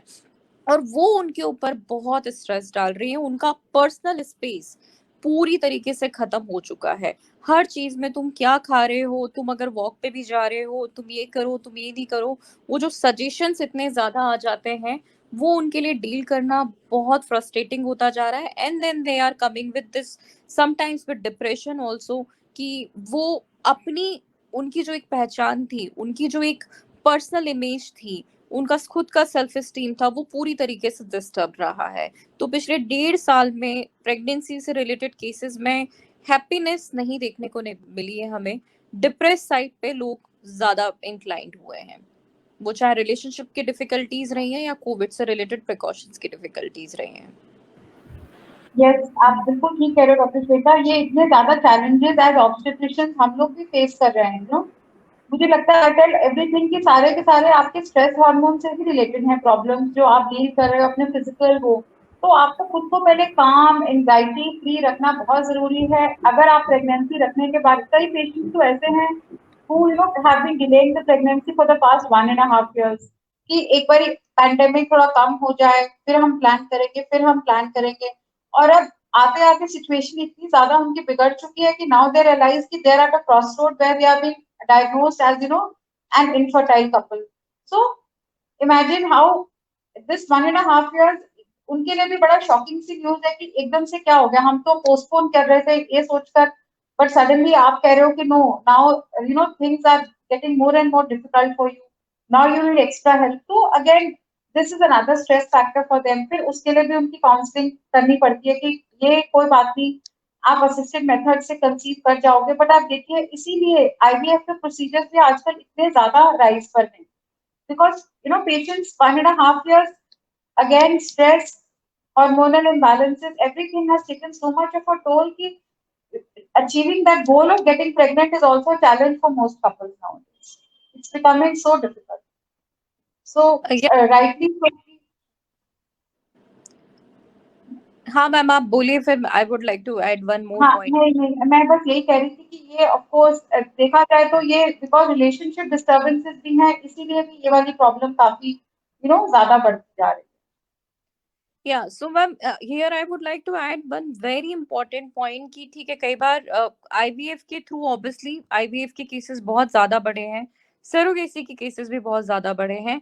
But here again people need to understand कि अगर आपने आईवीएफ के बाद में भी स्ट्रेस लेवल को मेंटेन नहीं किया या आपकी एंजाइटी हाई रही, आप कंसीव कर सकते हो, बट बेबी कैरी करना भी अपने आप में बहुत बड़ी रिस्पॉन्सिबिलिटी है। और उसके लिए आपको through out that period, through out that 9 month, even after that, after delivery, because postmortem depression is again a different part जो डिलीवरी के बाद में बहुत कॉमन इशू आता है। तो ये बहुत इंपॉर्टेंट हो जाता है कि मेंटल हेल्थ को प्रायोरिटी पे रखना। वो बहुत रेयर ही केसेस होते हैं, यूजुअली आप लोग रेफर करते हैं तभी वो लोग आते हैं। अपनी तरफ से बहुत कम, मतलब अगर मैं 10 पेशेंट में से ऑन एवरेज निकालूं तो 1 या 2 patient only who will come individually कि हाँ I am pregnant, so I want to consult कि मेरी स्ट्रेस लेवल हाई है। अदरवाइज वो जब तक उनको रेफरेंस नहीं दिया जाता कि हाँ आप जाइए बात कीजिए, जैसे आप बहुत रेफर करती हैं, ये मैंने आपकी प्रैक्टिस में देखा है, ऐसे बहुत कम ही डॉक्टर्स होते हैं जो बोलते हैं कि आपको साइकोलॉजिकल हेल्प की भी जरूरत है। तो ये चीज मतलब फीमेल्स के लिए मैं स्पेशली बोलना चाहूंगी कि आप जितना अपने चेकअप्स का ध्यान रख रहे हो, आईवीएफ भी हो या फिर आपकी नॉर्मल प्रेगनेंसी है, दोनों केसेस में मेंटल हेल्थ को आपको प्रायोरिटी देना इम्पोर्टेंट है। आपका वो प्रेगनेंसी टाइम आप एक्चुअली इंजॉय करना शुरू करोगे बाकी सब चीजों के साथ में। एंड दैट केयर जो हम 9 मंथ तक बहुत फैमिली की तरफ से स्पेशली बहुत ज्यादा कंसिडर करते हैं, प्रायोरिटी पे रखते हैं कि वो प्रेग्नेंट है तो उस पर ये ध्यान देना, वो ध्यान देना, वो सेम ध्यान आपको प्रेगनेंसी के बाद भी देना है, up to 6 months, up to 1 year, because उसके बाद में एज अ फीमेल वो पूरी तरीके से एक ट्रांसफॉर्मेशन हुआ है। पूरी बॉडी, वो मैम ज्यादा अच्छे से बता सकती हैं फिजिकल लेवल पे, बट पर्सनली मैंने भी फील किया हुआ है, मैम ने भी किया, आप लोगों में से कई लोगों ने फील किया होगा कि प्रेगनेंसी के बाद में आपकी पूरी बॉडी, आपका पूरा मेंटल लेवल एक लाइफ से दूसरी लाइफ मतलब एक पूरा 360 डिग्री चेंज हो जाता है। तो वो जो केयर आपको सिर्फ प्रेगनेंसी में मिल रही थी, उससे ज्यादा केयर की जरूरत आपको प्रेगनेंसी के बाद है। So I would request families specially कि जो भी उनके केयर टेकर्स हैं, चाहे वो हस्बैंड है चाहे फैमिलीज हैं, उसके बाद में ध्यान देना ज्यादा जरूरी है। बच्चों पे ध्यान देना, और सेम वे में कि मदर्स का भी होता है कि अब हमारे पास बच्चा छोटा है, हम खुद के ऊपर कैसे ध्यान देंगे, हमारी नींद पूरी नहीं हो पाती है, बहुत सी चीजें हैं। बट उसके साथ भी आपको वो मेंटेन करना है कि एक रूटीन, कुछ चीजें आपकी सेल्फ केयर किट लिस्ट में होनी चाहिए, जो सिर्फ टू डू लिस्ट ना हो, जिस पे प्रॉपर मार्किंग होनी चाहिए कि हाँ मैंने ये डिसाइड किया है मेरे लिए। आज अगर आप डेली बेसिस पे नहीं कर सकते हो, आप वीकली बेसिस पे करो। और उस वीकली बेसिस में आपके पास 7 डेज का जो पूरा एक रोटेशन है, उसमें आपको वो फुलफिल करना है कि दिस आर समथिंग, मुझे सिंगिंग पसंद है, मुझे डांसिंग पसंद है, या मुझे जो भी कुछ पसंद है, या मुझे रीडिंग पसंद थी, वो बच्चे के आने के बाद या प्रेगनेंसी के टाइम पे भी शायद आप कंटिन्यू कर लेते हो, बट बच्चे के आने के बाद आप छोड़ देते हो, उनको आपको कंटिन्यू करना बहुत इंपॉर्टेंट है, जिससे आपका मेंटल लेवल पूरी तरीके से प्रॉपर रहे और आपको कोई और फिजिकल कॉम्प्लिकेशन ना आए। And I would like to request ma'am कि फिजिकली कितना चेंज आता है एक प्रेगनेंसी के टाइम पे और डिलीवरी के बाद में, ये चीजें शायद कई बार फैमिलीज को समझ में नहीं आती हैं। बिल्कुल डॉक्टर श्वेता, आपने ठीक कहा, जितना चैलेंज प्रेगनेंसी है उससे ज्यादा बड़ा चैलेंज है managing the baby and managing yourself. तो आप सोचिए, आजकल मैं देखती हूँ कि ब्रेस्ट फीडिंग भी खुद एक चैलेंज बन गया है पेशेंट्स के लिए। मोस्टली पेशेंट्स ये कंप्लेन करते हैं कि डॉक्टर ब्रेस्ट फीडिंग जो मैं देख रही हूँ एक बहुत ही बड़ा चैलेंज है, बिकॉज पेशेंट्स इतने ज्यादा स्ट्रेस आउट है। आई टेल देम कि आपके सारे हार्मोन्स जो है, मिल्क प्रोड्यूसिंग हार्मोन्स, वो भी सारे के सारे ब्रेन से ही रिलीज होते हैं। तो आप थोड़ा सा रिलैक्स हो जाओ, take adequate sleep, take adequate rest, नहीं तो आगे जाके आपको यू नो आपको ब्रेस्ट फीडिंग में भी इश्यू आएगा। कई मेरे पेशेंट्स ऐसे हैं जो मेरे साथ कुछ साल पहले डिलीवर किए थे, अब सेकंड डिलीवरीज के लिए आए हैं, एंड आई हैव सीन कि first pregnancy for them was like so easy, बिल्कुल इजीली सब कुछ मैनेज हो गया, सब कुछ हो गया। लेकिन अब जो एंजाइटी और ये सब इश्यूज उनके अंदर बिल्डअप हुए हैं, उसकी वजह से उनको ब्रेस्ट फीडिंग के लिए भी एक टास्क हो गया। It's like that fear has come into their mind कि डॉक्टर ये तो हो ही नहीं रहा, क्या करें इसके लिए। आप उनको सप्लीमेंट दे दो, आप उनको कुछ भी दे दो, लेकिन उनको ये समझाना बहुत जरूरी होता है कि आपको सबसे पहले स्ट्रेस फ्री रहना जरूरी है। Like I am saying again and again, ये सब हॉर्मोन्स भी ब्रेन से ही आते हैं। तो अगर आपके ब्रेन में स्ट्रेस हार्मोन ज्यादा है, अगेन ये आपके लिए और बहुत ज्यादा डिफिकल्ट होता जाएगा। तो बहुत अच्छे से डॉक्टर श्वेता ने इस चीज को भी एक्सप्लेन किया है कि किस तरीके से फीमेल्स के लिए अपनी हेल्थ के लिए टाइम निकालना भी बहुत जरूरी है, not just during the pregnancy जो कि एक चैलेंज है, rather after delivery it's more of a challenge. Chronic fatigue मैंने देखा पेशेंट्स में बैठ जाता है, because with a small child you are unable to sleep at night, you are not able to breastfeed, that is adding on to your stress. And मैंने देखा है patients literally they come and weep in front of me कि doctor what kind of a mother I am जो अपने बच्चे को feed भी नहीं कर पा रही। तो उनको मैं ये समझाती हूँ कि आप प्लीज इस चीज का स्ट्रेस मत लो, कि it is not going to make you less of a mother अगर आप अपने बच्चे को फीड नहीं कर पा रहे। डॉक्टर मुझे पहली प्रेगनेंसी में तो ऐसी कोई प्रॉब्लम आई ही नहीं, अब एकदम से क्या हो गया है तो आप देखिए ये भी छोटे छोटे इश्यूज इतने ज्यादा क्रॉप अप हो रहे हैं आजकल। तो again rightly so, stress free रहना, पोस्टपार्टम डिप्रेशन के साथ डील करने के लिए बहुत बहुत it goes a really long way.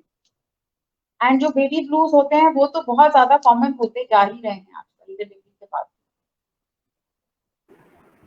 जी जी, thank you doctor Ritu, thank you doctor Shweta for throwing light on this.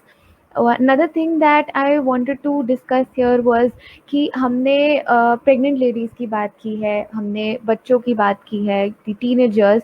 I want to talk about ladies who are 50 plus 60 plus. और पैंडमिक में काफ़ी दफ़ा आपने सोशल मीडिया पे भी देखा होगा कि देयर आर पोस्ट्स दैट से कि उनके पास में कोई और है नहीं हेल्प करने के लिए, वो अकेले रह रहे हैं, या सिर्फ हस्बैंड वाइफ है हु आर पास्ट 60s और past 70s। Apart from that, pandemic की सिचुएशन में ओल्डर अडल्ट्स के ऊपर, स्पेसिफिकली ओल्डर वुमेन के ऊपर में ऐसे क्या फिजिकल इश्यूज आपने नोटिस किए हैं ऋतु मैम? हाँ, फिजिकल इश्यूज तो definitely loss of kind of interest in normal routine work because you are locked up inside the house. Again, health issues like decreased immunity. Older people are more susceptible to COVID. And it's not just that, lack of immunity, lack of moving around, lack of having a social circle, because if you're sitting at home all day long, again it is taking a real toll. But मैंने देखा है, doctor Shweta इसको अच्छे से elaborate कर पाएंगे कि mental issues की वजह से कितने ज्यादा हो रहे हैं जेरियाट्रिक पॉपुलेशन में. Yes, ma'am. Your mic is on mute, Shweta ma'am. या सो यहाँ पे फिजिकल तो जो इश्यूज हैं और स्पेशली गायनिक में नहीं आएंगे, लेकिन हाँ मेनोपॉज इज समथिंग जो बहुत ज़्यादा, और मेनोपॉज की भी एज मैम जो मैंने देखा, जैसे मनारके की एज अब कहीं ना कहीं पहले 13-14 होती थी, अब 9 to 10 ईयर्स में भी कई बार मनारके स्टार्ट हो रहा है. So and the same thing menopause बहुत अर्ली एज में हो रहा है. अगर साइकोलॉजिकल एस्पेक्ट्स की बात की जाए, there are many senior citizen specially females, और अगर वो सिंगल हैं तो वो बहुत बड़ा इशू है. अगर unfortunately they have lost there partners, या बच्चे उनके बाहर स्टक रह गए, वो नहीं जा पाए, तो इट्स बीन 1.5 ईयर जब से वो अकेले ही हैं वो. और उनको हमारी एज में हम सब लोगों ने शायद एप्स के थ्रू या टेक्नोलॉजी के थ्रू कोविड को बहुत अच्छे से मैनेज किया, बट साइकोलॉजिकली उनके लिए सबसे बड़ा चैलेंज था. उन्हें नहीं पता था कि स्मार्टफोन, उनको सिर्फ इतना यूज करना आता था कि बच्चों का फोन आता है, हम वीडियो कॉल कैसे कर सकते हैं, वो वहीं तक लिमिट थे. उनको नहीं पता था कि किस ऐप से मैं वेजिटेबल ऑर्डर कर सकता हूँ, किस ऐप से मैं ग्रोसरी ऑर्डर कर सकता हूँ, किस ऐप से मैं या मेडिसिन मंगा सकता हूँ. ये सारी चीजें उनके लिए बिल्कुल नहीं थी. और ऐसी भी कई लोग थे जिनको आता था, जिनको नहीं आता था, तो वो कंपटीशन ना एक एल्डरी एज में वो बच्चों की तरह ही है. जैसे बच्चों में कंपटीशन होता है कि मुझे ये आता है, उस बच्चे के पास में ये है, मेरे पास में नहीं है. अगर आप उस एज को देखेंगे साइकोलॉजिकली, तो साइकोलॉजिकली एक बच्चे में और बूढ़े में ज्यादा फर्क नहीं है. वो दोनों एक ही लेवल पे जा चुके हैं. उनकी इनसिक्योरिटीज उतनी ही हाई है जितनी एक बच्चे की होती है, जिसको नहीं पता कि आगे का स्टेप क्या है, पीछे का स्टेप क्या है. डिपेंडेंसी बहुत ज्यादा है. पहले शायद बच्चे पेरेंट्स पे डिपेंड है, यहाँ पे पेरेंट्स बच्चों पे डिपेंड हो जाते हैं. हम लोग अगर फैमिली में साथ में भी रह रहे हैं, कुछ लोग जो जॉइंट फैमिली में भी हैं, आप सब पे टाइम दे रहे हो, आप वर्क फ्रॉम होम में बच्चे हैं, फ्रस्ट्रेटेड हैं, उनके लिए शायद प्रायोरिटी में सब कुछ आ जाता है. उनकी सेल्फ केयर है, उनके रिलेशनशिप है, उनके बच्चे हैं, पेरेंट्स सबसे लास्ट में आते हैं. तो सीनियर सिटीजन्स के साथ में ये वाला इशू हमने सबसे ज्यादा देखा, जहाँ पे कई डेथ एंजाइटी बहुत हाई रही है. और उन्होंने कई ऐसी भी फैमिलीज रही हैं जिन पेरेंट्स ने अपने यंग बच्चों को खोया है. और स्पेशली ये सेकेंड वेव की बात रही है कि they are into their 50s and 60s and they have lost their young children, जो 36-35 तक की एज के थे, उनकी फैमिलीज थी, उन्होंने उनको भी खोया है. तो वो फीलिंग एक्सप्रेस करना कई बार, मतलब even sometimes I felt hopeless कि मैं क्या जवाब दूं या मैं क्या काउंसिल करूं, बिकॉज इस इसका कोई एक्सप्लेनेशन नहीं है कि हम हैं यहाँ पे और बच्चा हमारा चला गया, मैं क्या एक्सपेक्ट करूँ और मैं कैसे लाइफ को आगे लेके जाऊं. तो ये वाला जो टाइम, कोविड वाला जो टाइम रहा है, सेकेंड वेव में मैं ज्यादा इम्पैक्ट मैंने देखा है. फर्स्ट वेव में रीजनेबली सीनियर सिटीजन शायद सबसे अंडरस्टैंडिंग थे, उन्होंने सबसे अच्छे से संभाला था, बच्चों ने भी अच्छे से संभाला था. सेकेंड वेव में वो सबसे ज्यादा इम्पैक्टेड थे, जहां वो एक पूरा टाइम निकाल चुके थे, जहां पे उन्होंने देवर फीलिंग लाइक हैंडीकैप कि हम कुछ नहीं कर पा रहे, हम पूरी तरीके से लिमिट हो गए. उनकी दुनिया वैसे ही बहुत छोटी थी. शाम को पार्क में जाना, लोगों से बातें करना, उनका एक जो छोटा सा ग्रुप है उसमें शेयर करना, उनके वॉक्स रुक गए, वो बाहर नहीं जा सकते. सत्संग का बहुत शौक रहता है, या थोड़ा उनके लिए जो भी उनकी आउटिंग है वो यही है कि या तो वो कहीं सत्संग पे चले गए या कभी किसी मंदिर पे चले गए, उन्होंने एक ग्रुप बना लिया, वो चले गए. ये बहुत कॉमन मिलेगा आपको, और ये आप पूरे इंडिया में कॉमन मिलेगा, चाहे हम साउथ की बात करें, नॉर्थ की बात करें, वेस्ट की बात करें, सबका. हाँ, वो फॉलोअर्स अलग अलग होंगे, बट ये चीजें आपको कॉमन मिलती हैं एल्डरी पीपल के साथ में. इस टाइम पे ये पूरी तरीके से स्टॉप हो चुका था. मैक्सिमम लोग अकेले थे, उनके बच्चे उनसे दूर थे, वो नहीं मैनेज कर पाए. एंड अभी वाली स्टेज में they are into like major depression की होप खत्म है पूरी तरीके से, हमें ये लाइफ नहीं चाहिए. I think we have seen most unfortunate days. हमने पूरी लाइफ निकाल दी, हमने कभी ये नहीं सोचा था कि ये देखने को मिलेगा, और इससे वर्स्ट हम कुछ नहीं देखना चाहते हैं. यहाँ ग्रुप सेशंस जो हम लोगों ने इनिशिएट करे, या अभी हम लोगों का जो फोकस रहता है, और ये स्पेशली जब भी कोई नॉर्मली भी पेशेंट आता है, यंग एज में भी जब आ रहे हैं या मिडिल एज में भी आ रहे हैं, स्पेसिफिकली भी आस्क देम कि आपके पेरेंट्स कैसे हैं, आप उनके साथ में कैसे डील कर रहे हो, बिकॉज कई बार वो आपके पास में आएंगे भी नहीं, बिकॉज एक स्टिग्मा तो है ही कि मैं साइकोलॉजिस्ट से जाके क्यों बात करूं, या कई बार उनके बच्चे जब कनेक्ट कराते भी हैं तो भी वो फ्रस्ट्रेटेड होके बोलते हैं कि हमें कोई जरूरत नहीं है। तो वहां पे we need to make sure कि जो पेशेंट्स आपके पास में आ रहे हैं, जो भी क्लाइंट्स आपके पास में आ रहे हैं, आप उनसे पूछिए कि आपके पेरेंट्स कैसे मैनेज कर रहे हैं, आप उनको वो क्वालिटी टाइम दे रहे हैं या नहीं दे रहे हैं, क्या आप उनकी उन होप्स को वापस ला लेके आ पा रहे हैं या नहीं आ पा रहे, क्योंकि वहाँ साइकोलॉजिस्ट का रोल बच्चों के लिए ज्यादा है, हमारा रोल वहाँ पे लिमिटेड हो गया है।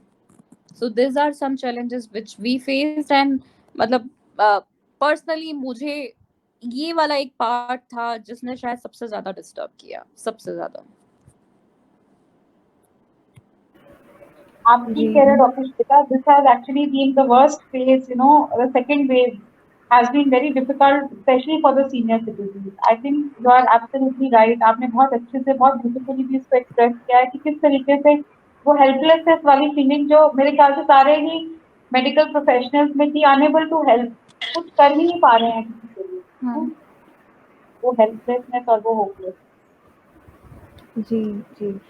मैम, आप दोनों ने बहुत ब्यूटीफुली सारे इश्यूज़ हाइलाइट किए हैं, बहुत अच्छे से हमारी ऑडियंस को समझाया है कि क्या इश्यूज़ अभी तक यंग फीमेल्स फेस कर रहे हैं, या वर्किंग वुमेन या प्रेग्नेंट वुमेन फेस कर रहे हैं, या फिर जो बुज़ुर्ग लोग हैं वो फेस कर रहे हैं।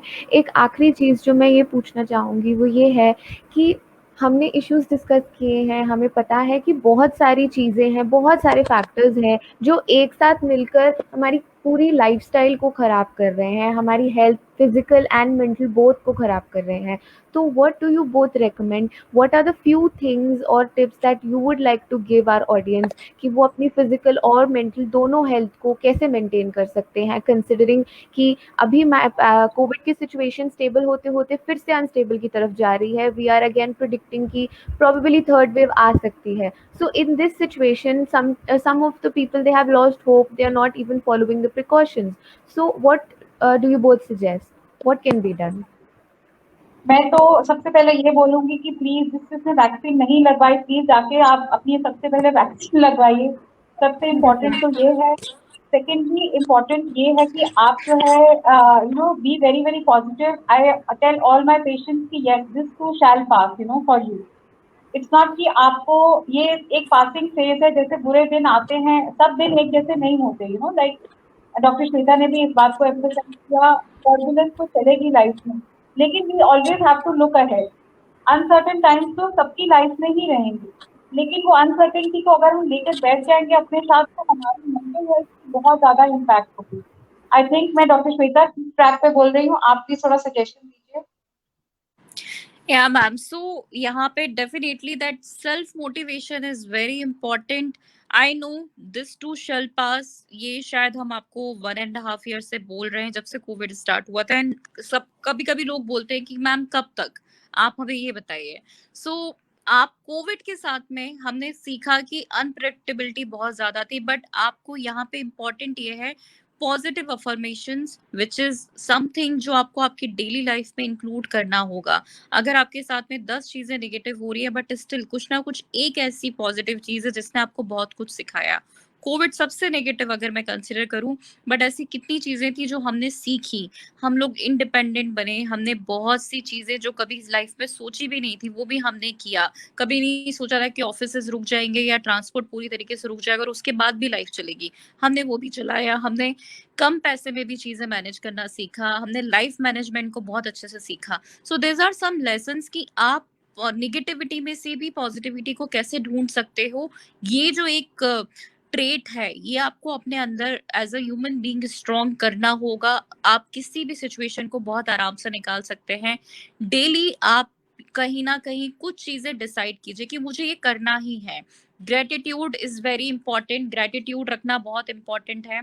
उसके साथ में कि आपने कितनी भी, चाहे वो छोटी सी ही ब्लेसिंग क्यों ना हो, रात में सोने से पहले आप थोड़ा टाइम खुद के लिए दीजिए जिसमें आप डीप ब्रीदिंग कर सकते हैं, और उस टाइम पे उस ग्रेटिट्यूड प्रैक्टिस को कर सकते हैं कि आज मैंने पूरे दिन में क्या गेन किया, what was the some special thing जिसने मुझे मोटिवेट किया कि मैं आगे लुक फॉरवर्ड करना चाहता हूँ। ये एक छोटी सी एक्सरसाइज है जो आप 10 मिनट्स के लिए रात में कर सकते हो, वो आपका मी टाइम है। उस समय पे आप एनालाइज कर रहे हो, खुद को वो टाइम दे रहे हो और खुद को रीगेन कर रहे हो। जैसे आप फोन चार्जिंग पे लगाना याद रखते हो, सेम वे में आप खुद को चार्ज करना याद रखिए इस एक पॉजिटिव अफर्मेशन और ग्रेटिट्यूड टेक्निक के साथ में। पूरे के पूरे दिन में जब भी आप फील कर रहे हो कि हाँ अब सब लूज हो रहा है, नहीं हो पाएगा, जॉब्स में बहुत इश्यूज हैं, या कई बार सैलरी कट की बात आती है, कई बार आपकी जॉब्स पे बातें आ जाती हैं, घर में झगड़े होते हैं, फीमेल्स की अगर नॉर्मली बात की जाए कि उनको नहीं पता ये रिलेशनशिप कहाँ लीड कर रहा है, बच्चे कई बार आपके साथ रिटेलिएट कर रहे हैं, एल्डरली अगर आपके साथ में, उनके साथ कई बार आपके डिस्प्यूट्स हो जाते हैं, जो एक कॉमन सी चीजें हैं। उस समय पे आपको बस ये सोच के चलना है कि शायद वो भी उसी सिचुएशन में डील कर रहे हैं जिसमें हम डील कर रहे हैं। अगर दोनों एक लेवल पे समझ के आप ये समझो कि वो परेशान है, तो आपके लिए वो डीलिंग करना बहुत ईजी हो जाएगा। अगर आप ये प्रोजेक्शन पे आ जाए कि नहीं ये मेरे साथ में ग्रज रख रहा है या कोई नेगेटिव फीलिंग रख रहा है, this is not the time. यहाँ पे ये टाइम ही नहीं रहा है जब आप एक दूसरे के लिए नेगेटिविटी रख सकते हो या ग्रजेस रख सकते हो। तो forget about all the grudges and try to find out a way. कोई गुस्से में भी अगर आपसे बात कर रहा है, प्लीज, मतलब I always say this thing कि smile is one thing which is best therapy, free therapy. इसमें कोई चार्ज नहीं लगता, बहुत प्रैक्टिस भी नहीं करनी जरूरत पड़ती है, आपको साइकोलॉजिस्ट बनने की भी जरूरत नहीं है। You can smile anywhere any time, so use that smile to handle with any situation, and trust me, you will see that changes in your surrounding. People will change, people will understand this thing. आप cab में अगर travel कर रहे हो, कई बार होता है, अभी मतलब एक बहुत कॉमन सी प्रैक्टिस है, मैं बहुत लेमन लैंग्वेज में बताऊंगी, वो आप स्टक हो जाते हो, ओला मनी नहीं लेना है, हमें पैसे ही लेना है। बहुत फ्रस्ट्रेटिंग उसमें होता है, हम भी फ्रस्ट्रेट होते हैं, हम भी उसी वे में बात करते हैं। उसी में आप थोड़ा सा उससे अगर पूछ लो, ठीक है भैया क्यों इतना परेशान हो रहे हो, कोई बात नहीं, ऐसे नहीं ऐसे कर लेंगे, आपकी भी हो जाएगी मेरी भी हो जाएगी, राइट? या आप उनसे नॉर्मल पूछ लो अभी आपका काम कैसे चल रहा है, और फिर आप देखो वो कन्वर्सेशन कहाँ से कहाँ बढ़ जाता है। शायद बहुत सी बातें आप भी बता देते हो, आपके लिए वो रियलिटी ग्राउंडिंग हो जाती है कि मैं सिर्फ परेशान नहीं हूँ, परेशान हम सब लोग हैं। बट उस सारी परेशानी में हम कैसे एक दूसरे का हाथ थाम के रखें, कैसे एक दूसरे के साथ शेयर कर सकें अपने चैलेंजेस। और एक और चीज, आप परेशान हो, आपको चैलेंजेस आ रहे हैं, आप फेलियर फील कर रहे हो, इन सबको एक्सेप्ट करने में कोई प्रॉब्लम नहीं है। We all are perfect in that manner. This is not the time when you need to use that perfection in the life. आप अभी जो हो, जहाँ स्टैंड कर रहे हो, जैसे डील कर रहे हो, आप अपने वे में बेस्ट कर रहे हो। Just be yourself and trust yourself. That is one thing which I would like to advise. Anything from your Over side, to you. Ritu ma'am? Yeah. No, I think Dr. Shweta has really summed it up very nicely. Dr. Shweta, I think इस talk के बाद मेरे लिए भी बहुत ज्यादा take home messages हैं शायद। आपने सब कुछ समझाया, हम लोग तो सिर्फ फिजिकल एस्पेक्ट के बारे में बताते हैं पेशेंट्स को, लेकिन इतना ब्यूटीफुली डील करना, अपने माइंड को कैसे ट्रेन करना है to see the positive in everything is what is the most important thing, I think. And I think all the problems start from there only. It's all in the mind. Basically, I still feel that yes, आपके thoughts ही आपको सबसे ज्यादा destroy करेंगे, आपको make करेंगे, और आपने बहुत अच्छे से इसको एक्सप्रेस किया है। So thank you so much for inviting me to this session. Thank you so much, Divya, and I hope everybody around me has enjoyed the session. Thank you for the valuable inputs, Dr. Shweta. Really well said and very beautifully expressed. Thank you, Thank you ma'am. so And we much, will ma'am. look forward. We will look forward for more session with you because women mental health और physical health is one thing जिसमें एक topic पे हम cover नहीं कर सकते. There are so many topics. So this was the introductory session with you, and next time we will focus on one specific disorder or disease, and then we will have Dr. Ritu with us again, and we will discuss in detail on that. And audience, you can post your interest of topic कि आप किस बारे में जानना चाहते हैं.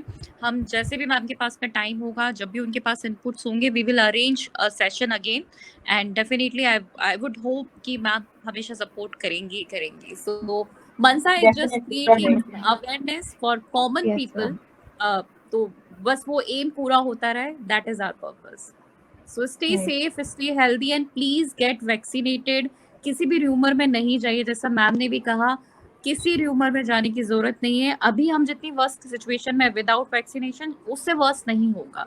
तो अगर उससे वर्स्ट नहीं होगा तो ठीक है, वो भी हम ट्राई कर सकते हैं. तो please go for vaccination without any hesitation. Thank you Divya. Yeah thank you ma'am. Ma'am Mansa की तरफ से I would be really happy to appreciate your time. आपने अपना बहुत कीमती समय हमारे साथ बिताया है और बहुत इम्पॉर्टेंट चीज़ें आपने हाईलाइट की हैं. Shweta ma'am, I am also grateful to have you here and for moderating the session, for allowing me to moderate the session. So I would look forward to having these sessions again. Thank you so much for both of your time. Thank you, ma'am. Thank you. Thank you. Thank Thank you. bye bye everyone, take care. Bye. Bye. Bye, ma'am. Bye.